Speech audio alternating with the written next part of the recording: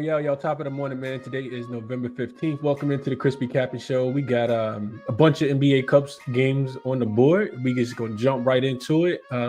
Real quick recap. Yesterday, I didn't update the numbers, but I went 1-2, ended up getting there with Utah. I wish I got there with Utah. Ended up getting there with Dallas earlier in the day, which is something I typically don't do.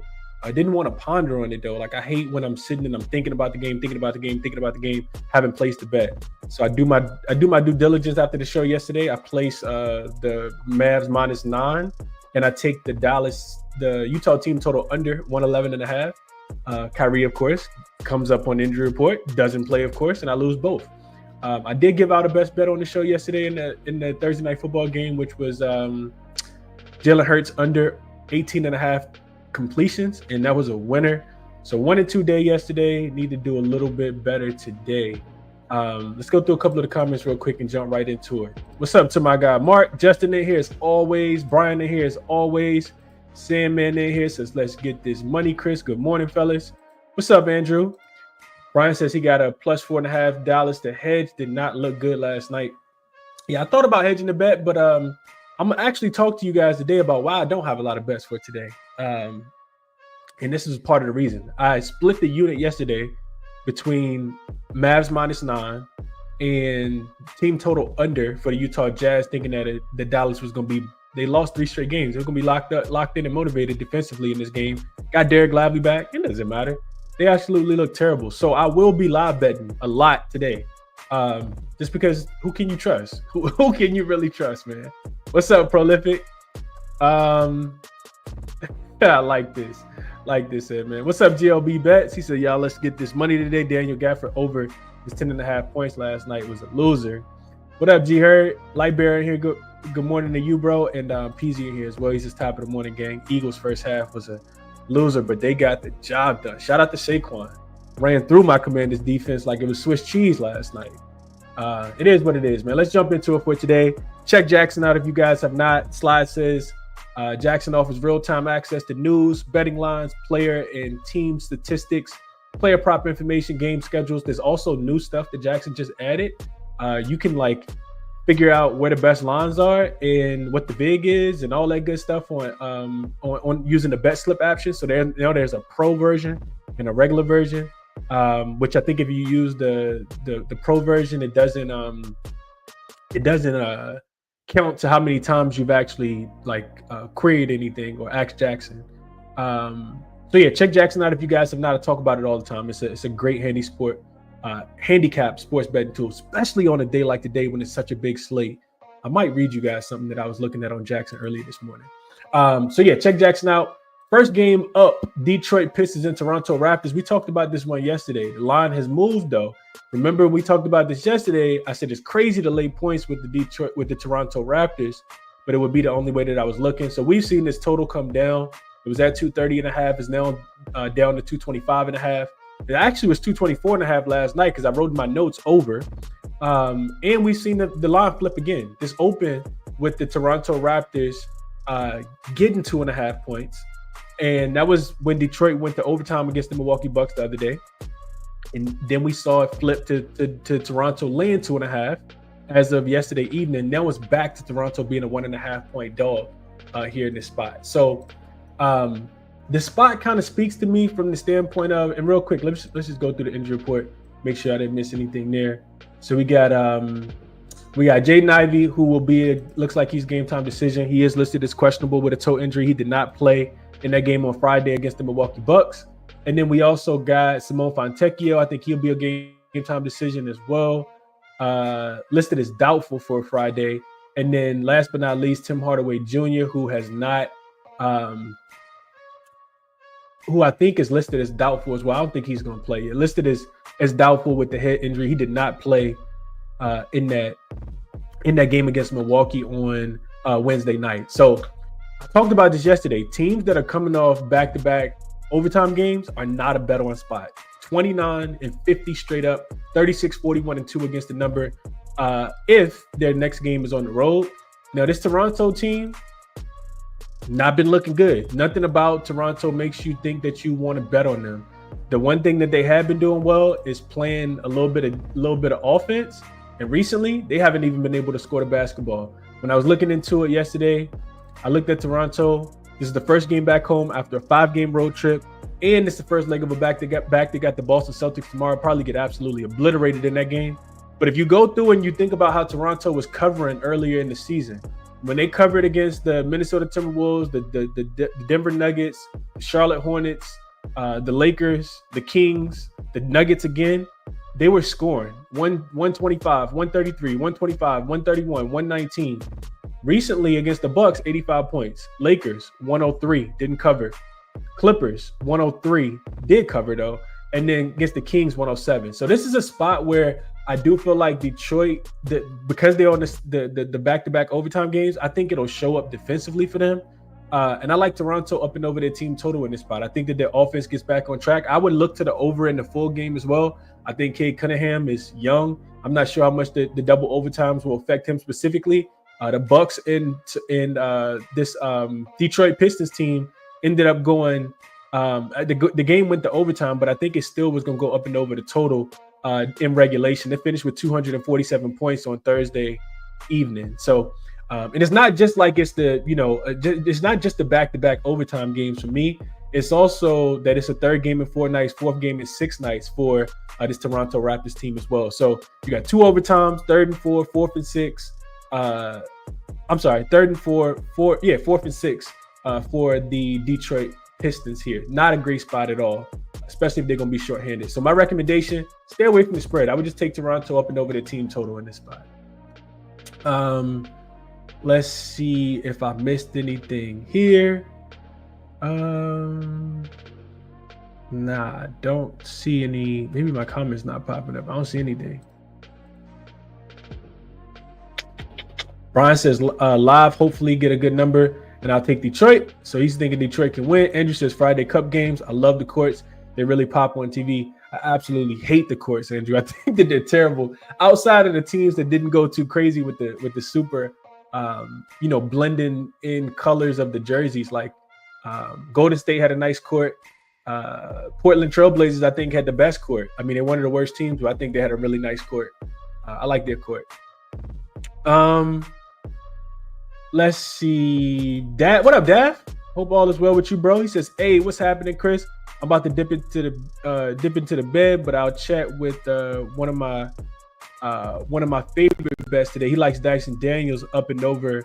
He likes his steals ladder up to 5. It makes sense. Washington turns the ball over at a very, very high rate, and we actually gonna get into that game in just a second. So I cannot talk you off laddering. I know he's been up and over the number multiple times. I think he has back-to-back 6 steal games in there at a point.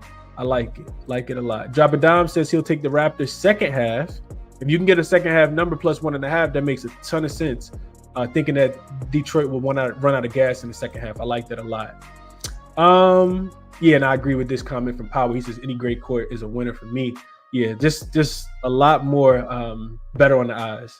All right, let's move over to the next game. Don't sound like y'all even, I don't know if y'all asleep or people don't got a lot of thoughts on that game. 76ers and Magic. We talked about this one yesterday too. The line was Orlando. It opened 4. I think Orlando was getting 4 points at home. This total opened like 226.5 as well. It's been bought all the way down. Yesterday on the show was 223.5, all the way down to 211.5. And I think it's actually, now it's down to 210.5. When I did the graphics maybe 30 minutes ago, it was down to 211.5. It's still money coming in on the under. Orlando has now flipped favorites, like we talked about yesterday, kind of what I expected. They were down to plus 2.5, and now they're laying 1.5. Some books even laying 2. And I talked about liking Orlando a lot in this spot yesterday. I know that the 76ers need a confidence boost and win. I know that the 76ers are coming off a couple, losses where they probably felt like they could have won outright. But Orlando is in a really good spot, in my opinion, here. I know it's the third game in 4 nights for Orlando, but I don't think that's enough to sway me off Orlando here. If I look at the injury report, we talked about this yesterday. Paul George and Joel Embiid are expected to play in this game, so you have them, in the second game that they're going to be playing together. They looked pretty good against New York, but we said that New York was going to win that game and didn't play it. Maxey is still going to be out, and I just honestly don't think that Philly has what it takes to beat the Orlando team when I match the two teams up on the floor. Philly will want to dominate inside. Orlando's strength is being able to protect the rim. Even without Wendell Carter Jr. there, they're a really good rim protection team. I also think that if you like Philly, I worry about Joel Embiid in the fourth quarter, just conditioning-wise. He also said after the game on Tuesday night when they lost to the Knicks that he still has to, develop some trust within his body, trying to kind of get his confidence back. I don't want to hear any of that if I want Philly in this spot. Like I said, I know that they need a win in the worst possible way. They're 2-9 straight up on the season. 3-8 against the number, but Orlando's been money at home. 7-6 straight up, 6-7 against the number. They won 4 straight games and covered all 4, and it's the last game of a 5-game homestand for them. So I'm only looking towards Orlando in this spot. Philly's also beaten Orlando a lot. 4 straight times, 9 of the last 10. They've covered 8 of the last 10 spreads as well. I had a trend that said fade Orlando, but there's no way that I'm looking to fade Orlando at all. It's only Orlando for me, but I understand why people like Philly. I just think that when I match the two teams up on the floor, if you're going to beat Orlando, you're going to have to be able to shoot the ball from the three-point line, and you're going to have to be able to get hot from the three-point line. That's Orlando's weakness. Philly struggles to shoot the ball from the three-point line. They have not, outside of Jared McCain, nobody else is really shooting the ball at all. I think Kelly Oubre is shooting less than 30% from the three-point line. They just don't have a lot of three-point shooters. Kyle Lowry's like 120 years old. Like I'm not looking towards Philly at all. Let's see. What up, Tasha? Justin says, I know it's not popular, but I'm heavy on the 76ers plus the 105. Already moved on it, so can't talk me off. Okay, so opposite sides here. I didn't bet it though, Justin, but I probably will end up getting there. We'll be on the opposite sides, at least in this one. One of us gonna have to win. SK says, why the flip? Embiid and George can't be Drummond. So Drummond also didn't play in the last game. He did pop up on the injury report, and he is listed as questionable. I want to say I saw with Drummond. And Orlando still will be without Paulo Banchero and Wendell Carter Jr. Yeah, he's listed as questionable. He missed that last game due to an illness. Justin says 76ers damn near own these boys in this matchup. No Paulo. Don't overthink it. And I was thinking that too, Justin. But do you think those 76ers teams that own the Magic is the same 76ers team that you get right now? I have trouble thinking so. And I know it's a desperation spot for Philly. I get it. I absolutely get it. I just think Orlando's the better defensive team, and I don't trust the 76ers. I think it's going to take a couple games. They were playing Charlotte. I'll probably take them. Nara says Philly always beats Orlando on their court. They do. I mentioned it. 8 of the last 10 they've actually won. It's going to flip sometime. Tariq says 76ers first half with Embiid, Paul George fresh. Yeah, Paul George, I think it's still on the minutes limit. I don't expect Joel Embiid to play 4 minutes in this game either. G. Hurd says 2-9 team on the road against a 7-6 team, and it's only 1.5. Vegas trying to tell us something. They're trying to tell us that Joel Embiid and Paul George are in, and I get it. I don't think Philly's gonna suck this season. I said this the other day. I'm not gonna keep repeating myself. I said Philly was a fade in game 1 at home against the Knicks. I think they're fade on the road too. I think it'll take them a while to get. Like I said, if they were playing against a subpar team, if they were playing against the Wizards and they were laying 3.5, I'd probably take them. They were playing Toronto, I'd probably take them. They were playing the Bulls, I'd probably take them. We got to remember something about Orlando. Orlando not a pushover just because they don't have Paulo. Like I said, they done won 4 straight, covered all 4 at the crib. This is where they ball out. So I'm not looking to fade Orlando at the crib. Nard likes Philly. Okay. Eric Gordon don't sleep. I'm passed out on Eric Gordon, man. Nah, not Eric Gordon for me. Brian says Magic at home. He's not jumping off. GLB says he likes the over. No idea how I even feel about it. I think at this point I wouldn't be looking towards the under. I can see it sneaking up and over the total here. All right, let's move over to another one. Yeah, everybody catching the falling knife with Philly. I get it. Philly's going to win a game eventually. I do get it, but I'm not catching the falling knife with Philly. Let's see. Orlando spot hero says. All right, let's move over to the next one I wanted to talk about with you guys, which is the Heat and the Pacers. Line has now moved. I think this came out Pacers minus 2.5. It's up to 4. I told you guys yesterday I like the total to go under. The total was at 230.5. Then it come down to 229.5. Now it's down to 228.5. I just kind of feel like so for Miami, Jimmy Butler has been rolled out already. Nembhard and Nesmith. I think Nesmith is definitely going to be out. Let me just get an updated injury report real quick. Yeah, Nesmith is going to be out, and I think Andrew Nembhard is going to be out as well. Miami does have a one-day rest advantage coming off the overtime game against the Detroit Pistons, where Spoelstra called that timeout when he didn't have any, and they ended up losing on some free throws. This is the fifth game of a 6-game road trip for them, and they also finished a fifth of a 6-game road trip, and they also got the Pacers again. These two teams play again on Sunday, so just something to kind of take into consideration. I'm texting my guy Dropping Dimes about this game yesterday, and he asked me to look up some things, so I wanted to read this off for you guys. Oh, so then we talk about the Pacers. They're coming off the road loss against the Orlando Magic. This Indiana Pacers team has kind of alternated between winning and losing their last 4 games. They won at home they lost most recently against Orlando, and then they beat the Knicks on Sunday. Then they lost the game before, but then they won the game before. So it's been home, road, win, loss, win, loss. Both wins came at home, and then both wins came at home against Orlando and New York. And then, like I said, they've been losing on the road. So I think that the Miami Heat want to bounce back in this spot. I'm not sure if they can get the job done. When I match these two teams up on the floor, I really think about how the Miami Heat don't utilize Bam Adebayo. This Miami team is bottom 5 in the league in rim frequency and rim accuracy. For whatever reason, they're just not using Bam a lot. And when you think about what Miami likes to do, they like to shoot a ton of threes. They like to shoot threes. Tyler Hero, Terry Rozier, Kevin Love, Bam Adebayo's adding a 3-point shot now. Like, this is a 3-point shooting team, and the Indiana Pacers have been one of the better teams in the NBA running teams off the 3-point line. So I think the Pacers, can find a little bit of success here. Miami struggles offensively as well, especially without Jimmy Butler. I think they could really struggle in this spot as well. I know that they will want to get that bad taste out of their mouth, and I actually got a 68% trend on Miami that says to back Miami in this spot, but this Pacers are nothing for me. The bigger the line gets, the more I don't like it, because the Pacers don't play a lot of defense, so asking them to cover is, really, really difficult. But it can be difficult for teams that don't play defense, but the Pacers have been solid at the crib. The reason why I like the under is because I've watched this Pacers offense really, really struggle to score the basketball in recent games. I mean, they did hit 21 threes against the New York Knicks, but they go to Orlando the other day and they couldn't throw a rock in the ocean.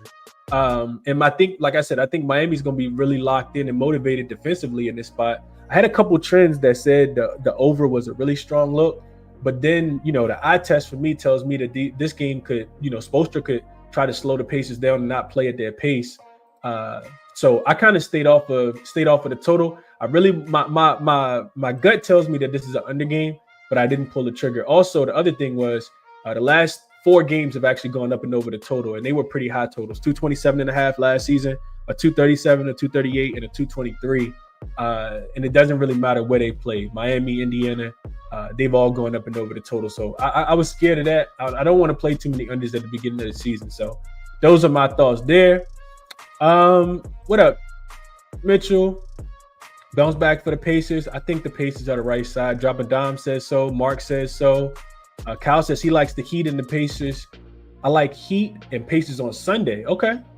Dropping Dimes also. So real quick, me and Dropping Dimes hit me up about the game yesterday. He said, just so you guys know, it's a hell of a number here. He says, I'll read this out real quick. He says Miami has traveled 5,146 air miles leading up to today's game. So, I mean, that is a lot of travel. Miami was where they were in Minnesota. They were in Denver. They were in Detroit. And I mean, I know they're back on the East Coast, but yeah, that's a lot of miles no matter how you shake it. And then he asked me to look up a couple trends, and I looked these up, and I'll share these with you guys as well. So last season, the Pacers were 16-13-1 against the number, coming off a road loss. They were 9-5-1 off a road loss, and when they were at home, they were 5-3 off a road loss as home favorites. And off a loss with rest as a home favorite, they were 10-3 against the number last season. So some really strong trends that says that Indiana wins this game as well. And there you go, over 5,000 air miles for Miami since they played New York on 10 on October the 30th, day before Halloween. Okay. I like it. I like it a lot. Mark says Pacers all day. Got to learn from Pistons and Miami Heat. Tariq says he liked the Pacers in the second half specifically. Brian says Pacers first half. Correction, Pacers quarter half. First half is what he means. Okay. What's up, Chasing the Bag? Good morning, bro. Hope all is well with you. Sel says, screw everything y'all talking about. I'm taking the Heat, and I want them on the money line. I don't even want the points. They're going to get the job done today. Not in agreement here with you, Sel, but we'll see how it goes. I did not bet the game. Not one of the strongest games that I feel about, honestly. I will be jumping into a lot of these games live. So if you want the live plays, join either. Sometimes I put them in the Discord, but I always send them out to the members. Become a member. It's like $5 a month. I'll be firing off live, and lives have been hidden. All right, let's move over to Wizards and Hawks. This line just grew wings and started to fly. This line is up to 9. It opened. I saw it at 5 yesterday. It's actually coming back down. I see some 8.5s out there, some 9s. The total continuing to go up. It's 240.5 now. So injury report for this one, and this was the game that I actually played. I'm actually going to add a play in this game as well. So you got nobody that hasn't been playing for the Washington Wizards. Only Sadiq Bey and Malcolm Brogdon out. They got Kyle Kuzma back. I think this will be his 3rd game. And then on the Atlanta side, Trae Young, who was dealing with what kind of injury was he dealing with? I can't remember. But it was an Achilles injury, I think it was. He's off the injury report. He looked like he's going to play in this game. So you get Trae Young back. And I think it's an advantageous spot here. This total got bet up. I did bet the total yesterday. I sent it out to the members at 235.5, I think it was. As soon as Trae Young got ruled in. So we got 4-5 points of CLV. Sometimes that absolutely means nothing, but we'll see what it means here. So this is the last game of a 4-game road trip for the Washington Wizards. They've lost 6 straight, and they failed to cover 5 straight. Before the San Antonio game, they actually only covered by 1. They gave up 139 points in that game to San Antonio. That was the game that Wemby had 50 and hit 8 threes. So who's going to do all that today? I think this is my favorite game on the board because I know what I can expect from Washington. Nothing on the defensive end at all. They have beaten this Atlanta team twice already this season. They're 2-8. Let me see. Let me just double check it real quick. They are 2-8 on the season overall. Double check it real quick. So they're 2-8 on the season. They've only covered 3 straight. They've only covered 3 of their 10 games. So 3-7 against the number. They have not won a game since they beat the Atlanta Hawks. They beat the Atlanta Hawks back to back. So for whatever reason, Washington has kind of owned this matchup, even though they suck. They've won 3 straight games. They covered 4 straight games, and even dating back to last season. And that's one of the reasons there's no way in hell I'm laying points with the Atlanta Hawks. Atlanta doesn't cover spreads either. They're 4-8 straight up, but they are 10-2 to the over. They don't play a lot of defense, and we know that. They're coming off, the Atlanta Hawks are coming off a win as a 16-point dog without Trae Young in Boston the other night. Got a couple days rest here. I think we see a lot of fireworks in this game. Like I said, I bet the over last night, sent it out to the members.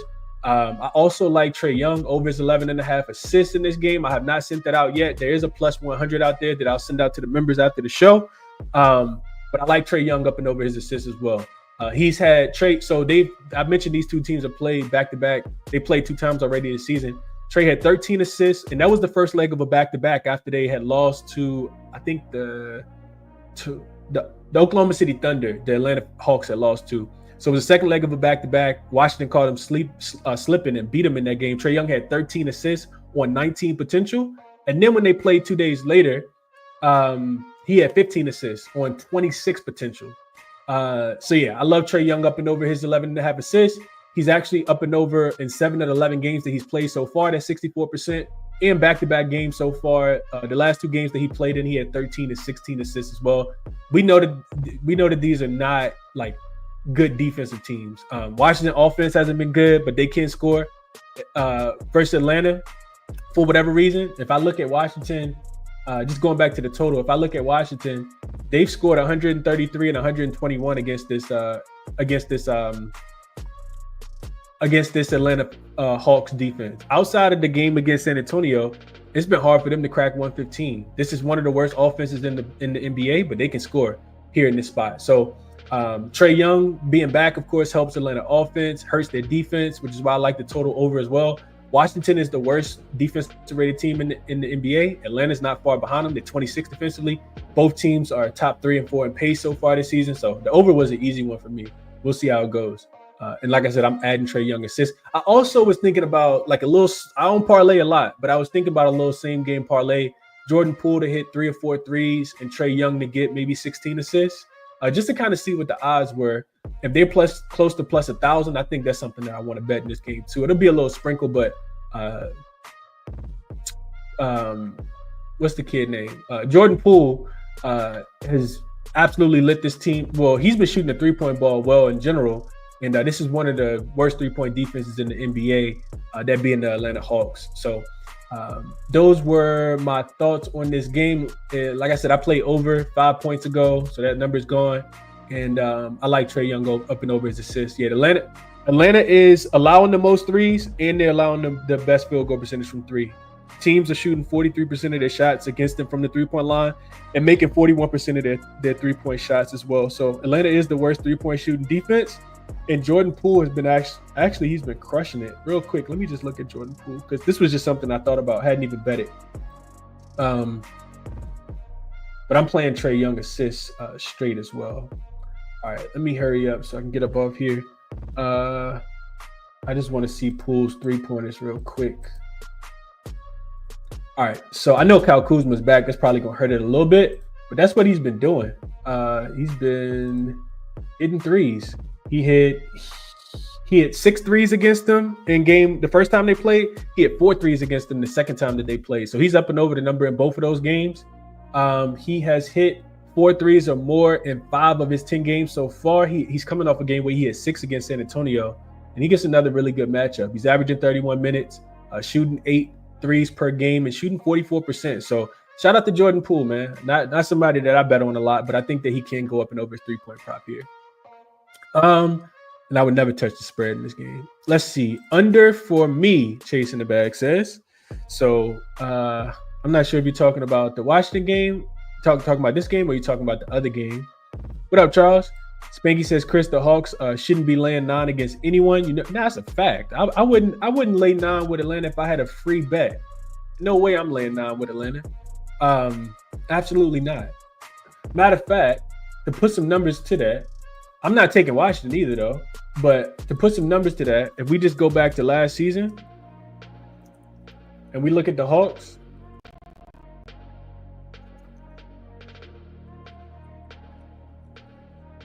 if they're laying, matter of fact, let's not even say 9. Let's just say they're laying 7.5 or more. 6-5 straight up, 3-8 against the number. They win by average of 4.3 points per game. They failed to cover the last 3 in this spot, and they're 8-3 to the over, 73% to the over since last season when the Hawks have been home favorites. But on a Friday night in Atlanta, I'm pretty sure if you just look at the Hawks, matter of fact, let's just look at the Hawks on Fridays. Hawks on Fridays, 2-7 straight up, 1-8 against the number. This is going back to last season, 6-3 to the over.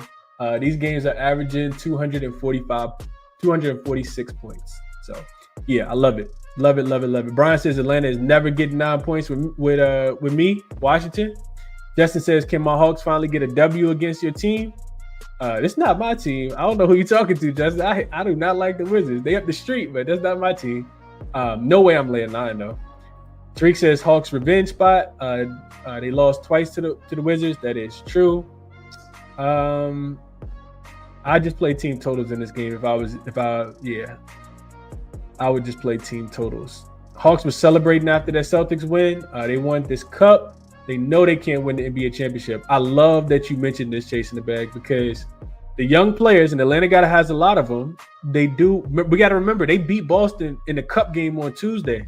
So they're going to be motivated and fired up in this game. I actually forgot to mention that. I think that's an excellent point. They'll want to blow the doors off the Wizards in this spot. Last of a 5-game road trip for the Wizards.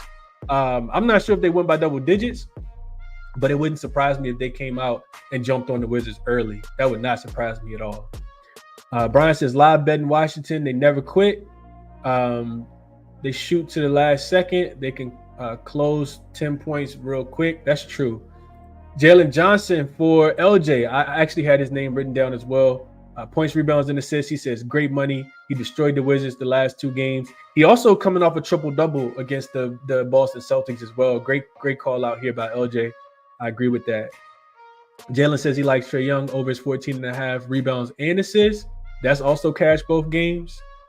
SK says, remember, people, if a play is a bit juiced this weekend, just take John Johnson money line. With it, you'll sneak plus money. Okay. Spanky says, I'm pounding the Hawks trifecta. No way possible, but okay. Justin says that Hawks team total gonna be on his card. I like it. You don't think 124 too high? Not against the Wizards, Blunt. Not against the Wizards. This is the Wizards. They just gave up the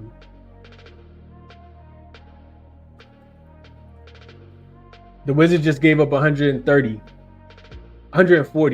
to the San Antonio Spurs. They've actually given up 139 to the Spurs. The Rockets were held to 107, but they play a little bit slower. The Magic without Paolo got to 121. The Grizzlies got to 128. The Warriors got to 125. So yeah, I like it. Pacers game under. Okay, I like under as well. Chasing the bag says he likes the Wizards. No loyalty to the Wizards. Absolutely none, Justin. The Wizards have never been good, in my opinion. I mean, they had a little run with Gilbert Arenas and Caron Butler. Nah, no way. I've never been a Wizards fan. I've gone to the games to watch the Lakers play plenty of times, but yeah, not a Wizards fan by any stretch of the imagination.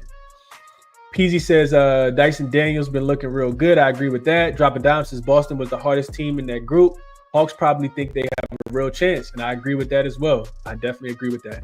All right, let's push it to the next game, which is, I think it's 2 more I wanted to talk about. One of them I wanted to talk about live with you guys. And it's this one. It's the Phoenix Suns and the Oklahoma City Thunder. I haven't completely capped this game, but something kind of stood out to me. So maybe I'll get to the window with it, maybe I won't. So you got, it looks like Nurkic is listed as a game time decision. Bradley Beal has already been ruled out for this game. And Nurkic also, he missed the game Tuesday against Utah due to that lingering ankle injury. He's listed as questionable for this game. On the Oklahoma City side, you still got no Caruso, no Isaiah Hartenstein. Of course, Chet Holmgren is out. But they still got, the rest of their guns here. This is a game that kind of speaks to me from a total perspective. And the total is going up. It was at 227.5 when I made the graphics. So it looks like it's on the move now. This total is up to 228.5. So the number is moving up. So for Phoenix, this is third straight road game. They got the Minnesota Timberwolves on Sunday. That'll be the 4th road game. And they're coming off a game where they lost by 23 points to the Sacramento Kings. That was the second leg of a back-to-back. So this is 3rd and 4 and 4th and 6th game for the Phoenix Suns. On the Oklahoma City side, they've also been playing a ton of games as well. They beat the Pelicans. We cashed that team total under for the Pelicans at 104.5. They only got to 88 in that spot. And that game did go under the total. Oklahoma City, with or without Chet Holmgren, and this is what I was saying the other day, they are a really, really good defensive team. I'm of the mindset that this Phoenix Suns team, I think this is the under game first and foremost, but I'm of the mindset that this Phoenix Suns team is not going to look as good without Bradley Beal, without Kevin Durant. So I do think that Oklahoma City minus the 7.5 is the right side. Of course, if Kevin Durant and Bradley Beal were playing, I would not be wanting to, lay 7.5 points. But the thing about Oklahoma City, the Oklahoma City Thunder, and I like Devin Booker to go under his points prop as well, is that they take away whatever your best option is. Like Dort can really get up in you. No Diddy. But Dort can really like pressure whoever handles the ball and is the primary scorer. He just, held Brandon Ingram on his points prop. He's held James Harden on his points prop multiple times.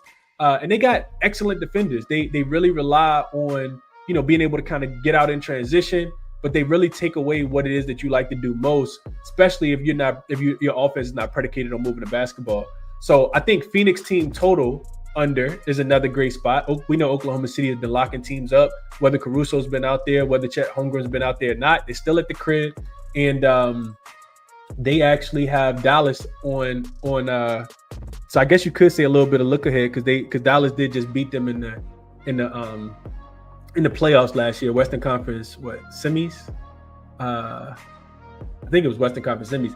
So I guess you could argue that's a little bit of a look ahead spot, but I just kind of, something that kind of spoke to me in this game was why not just go back to the opposing team total to go under. Right now it looks like the team total for the Phoenix Suns is 110.5. That's a lot of points in my opinion against Oklahoma City Thunder team that's playing some really good defense.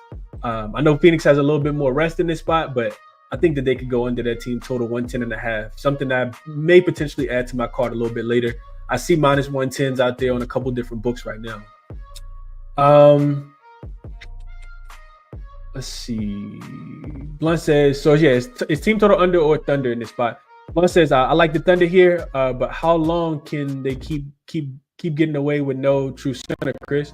Well, you know, the crazy thing, Blunt, is they asked, you know, when they win, their whole team do the interview, they asked, I think it might have been SGA, like, how long y'all gonna be able to do this without, you know, until y'all get y'all big men back? And they was like, for as long as we need to.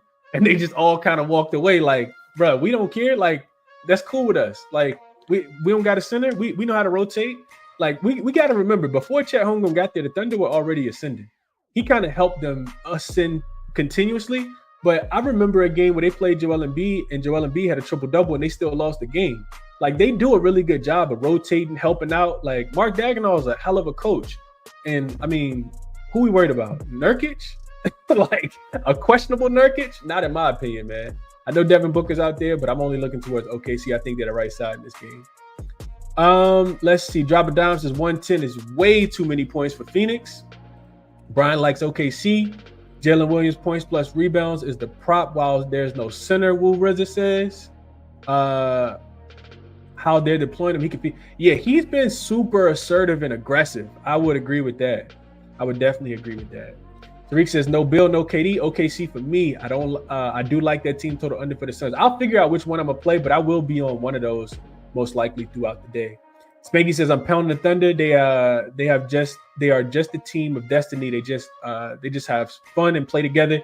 You can't overlook the chemistry these guys love each other, and I agree with that as well. Thunder at the crib, rested, like getting a hobbling Phoenix team. Devin Booker's not even 100%. Yeah, I'm only looking towards them in this spot. Let's see. Go to this one real quick. Rick says it's Joker ruled out. So the last game I'm gonna talk about very, very briefly is the Denver Nuggets and the Pelicans. This line continues to move. It was at I think 7.5. So open, I think it's 6.5. It went up to 7.5. And now the money's coming back down. It actually is all the way back down to 4.5 total. 220. It looks like it's consensus. So a little bit of money coming in on the under. So all of that happened. So the money initially came in on Denver because the Pelicans are pretty bad at basketball right now. They're absolutely depleted from an injury perspective. So it went from 6.5 to 7.5. But then the news comes out last night that Jokic is listed as questionable for this game due to personal reasons. And I'm not sure what they are, but that moves everything, right? I think without Nurkic on the floor, you're looking at a Pelicans team that, let's just pull this up real quick. You're looking at a Pelicans team that has really, really struggled recently.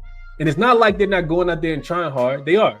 They just can't get the job done because they're missing so much. They're 1-9 in their last 10 games, 3-9 on the full season, 2-10 against the numbers so far this season, and haven't been any better at home. Just 2-4 straight up. They've actually lost, what is that, six straight games. Haven't covered any of the spreads. Majority of their games have gone under because they're not a team that can score the basketball. This was a game that just kind of monitor it. If Jokic doesn't play, I do think it's going to be an under game. I absolutely think it's going to be an under game. Real quick, we'll have to see what happens when Jokic in the spot. But there is no Aaron Gordon. I see somebody asking in the chat, is Aaron Gordon in? Aaron Gordon is out. Jokic is questionable. On the Pelican side, no Jose Alvarado, no Jordan Hawkins. Herb Jones is still out. CJ McCollum, Brandon Ingram, and Zion Williamson. That's literally their whole starting lineup. They're going to be starting Brandon Boston at point guard, Brandon Ingram at shooting guard, Trey Murphy, Javonte Green, and then Messi has been playing center for them. So it's a rock fight of a game, and expect this total to drop probably down to 216, 215.5 in my opinion, if Nurkic does get ruled out. I just wanted to kind of mention that real quick. Jamal Murray has been back for Denver, and Denver has been looking a lot better since in their more recent games. They've actually won 5 straight games. They've covered 3 of the 5 with a push in there against the Dallas Mavericks. Defensively, they haven't been looking as great. They are 8-2 to the over in their last 10 games. They've had 8 straight games go up and over. But I think this is where we probably see that we see that offense regress if Jokic doesn't play, and I'll be looking towards the under in this spot if I'm playing anything in this game.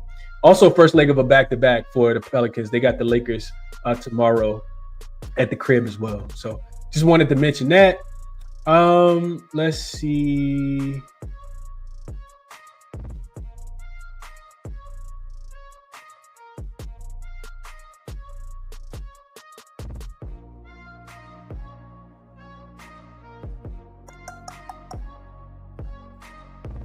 Chasen says, not gonna lie, I'm liking the Spurs tonight. Man, I got a lot of thoughts on that game. I'm not even gonna handicap it on the show, but I'm not taking the Lakers. Put it like that. The Lakers should win the game. I'm not taking the Lakers. I'll talk about it later in the Discord, but I did handicap that Laker game as well. Charles says, Bron has been going up and over his points prop. Yes. Drop a Dime says, got to take the under even if Nurkic does play. I know Denver's been a strong under team on the road. And I think you're right. I think you're right, Drop a Dime. Brian says Lakers love the cup, but I don't trust them either. Yeah, that line was at 2. It's up to 3.5. I think that's a lot of public money coming in on the Lakers. Lakers don't shoot the 3-point ball as enough for me, especially on the road where they've only won 1 game and they're 1-4 against the number. Not touching the Lakers, man. I love the Lakers. That's my team. I'm not touching the Lakers. Drop a Dime says, take the Spurs tonight on national TV and fade them tomorrow in Dallas. I think that's exactly what you do, Drop a Dimes. I already had it in my notes. I think the Spurs get rocked tomorrow against Dallas, and it's a bounce back spot for Dallas. I'm with you. Spanky says, Chris, why are the Wolves favored over the Kings? I like the Wolves in this spot. Any opinion? I'm not touching the Wolves right now. I'll tell you that. They burned my money the other day against the Portland Trail Blazers. I think their favor is because DeMar DeRozan is listed as doubtful. But I need to look a little bit deeper into the game. Brian says, what's up, Chris? He likes the Miami Heat plus the 4, the Spurs plus the 3.5, and the Clippers plus the 4.5. Taking 3 dogs today. Okay.